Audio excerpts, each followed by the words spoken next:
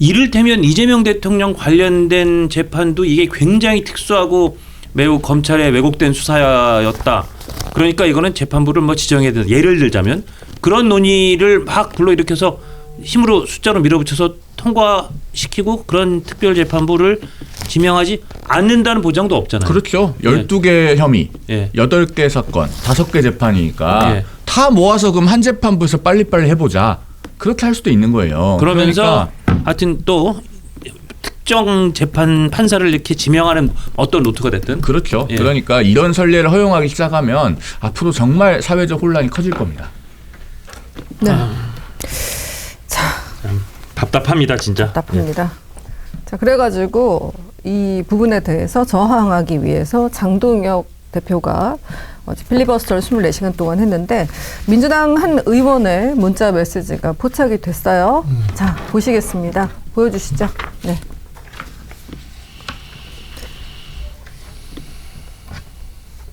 소고기를 신년회에 먹자. 그럼 소고기는 신년회 때 먹죠. 백혜련 국회의원이 보낸 걸 누군가 보고 있습니다. 저출생 관련 소그룹 같고요. 민주당. 국회에서는 저렇게 휴대폰을 그냥 노상지키네요. 왜 휴대폰을 알면서 또 들고 근데 또 장동혁 의원이 필요한데 좀 듣지. 저 소고기 필름을 붙이면 된다는데 제가 얘기를 들었어요. 네. 필름을 붙이면 이렇게 그러니까 옆에서는 잘 안 돼요. 안 보여가지고 네. 불편해서 계속 이렇게 한다 그래요. 네, 그게 정말 참 이 핸드폰 맞습니다. 네.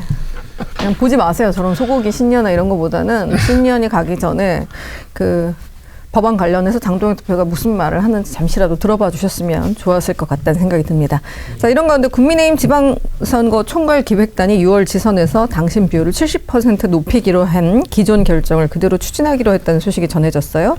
최종 결정은 최고위에서 한다고 하지만 당심을 지금 강조하고 있는 장동혁 최고위 상황에서는 장동혁 대표 체제에서는 지금으로서 70%로 유지될 가능성이 높다라는 전망이 나오는데요. 이거는 너무 좀 안타까워요. 네.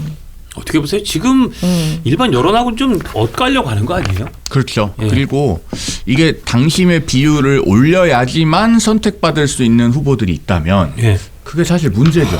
네. 그러면은 일반 국민의 여론조사 비율이 높아졌을 때는 선택받기 어려우니까 이런 룰 조정을 하는 게 아니냐는 얘기가 논리적으로 그런 거 논리적으로 그렇게 되잖아요. 근데 선거는 결국은 전체 유권자가 합니다. 그러니까 정당이라고 하는 건 승리를 목표로 하는 거고 이겨야 위임을 받고 권한을 행사하고 그 권한을 가지고 정책을 펴서 세상을 바꿀 수가 있는 거예요. 네. 이기는 걸 포기하는 거는 세상을 바꾸는 걸 포기하는 거하고 똑같습니다. 그렇기 때문에 저는 이런 결정이 정당이 하는 것에 있어서 궁극적으로 건강한 결정인지는 잘 모르겠어요. 그러니까요.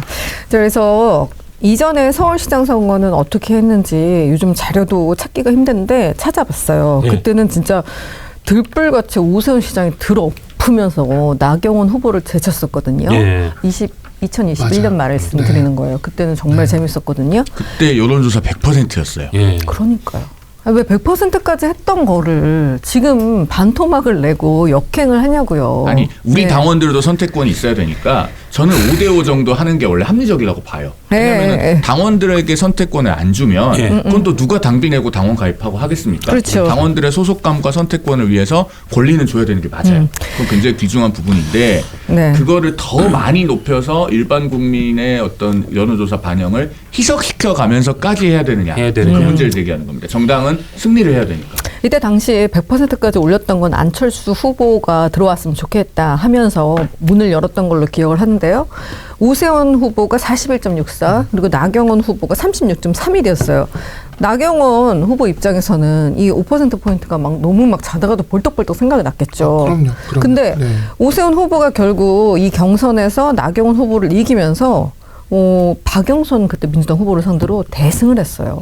물론 뭐 박원순 전 시장의 부재로 이뤄진 선거였긴 했지만 그래도 이때부터 보수가 바람을 잡았다라는 분위기가 있었거든요. 그렇죠. 경선에서 흥행을 하면서 나 의원이 자신의 상황을 분명히 기억하고 있을 텐데 이런 결정을 했다는 것이 조금 안타깝습니다. 나에게는 본인이 지금 조금 뭐 유리한 지점도 있겠죠.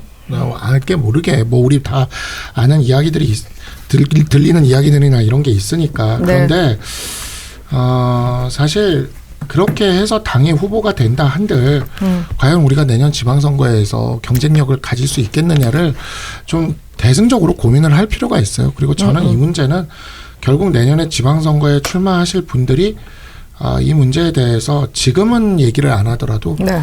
이게 가시화될수록 문제 제기를 하고 나오게 될 수밖에 없을 거라고 봅니다. 그래서 그러한 부분들이 장동혁 대표 체제에게 어떠한 영향을 끼칠지는 좀 더 두고 봐야 될 것이라고 생각이 들고요.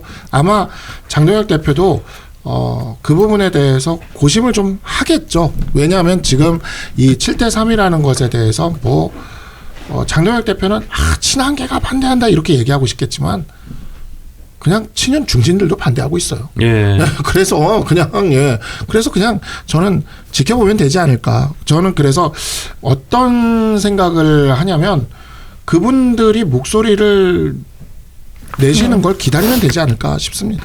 이 영상이 마음에 드셨다면 압도적인 좋아요와 구독, 알림 설정 부탁드립니다. 뉴스트라 타노스!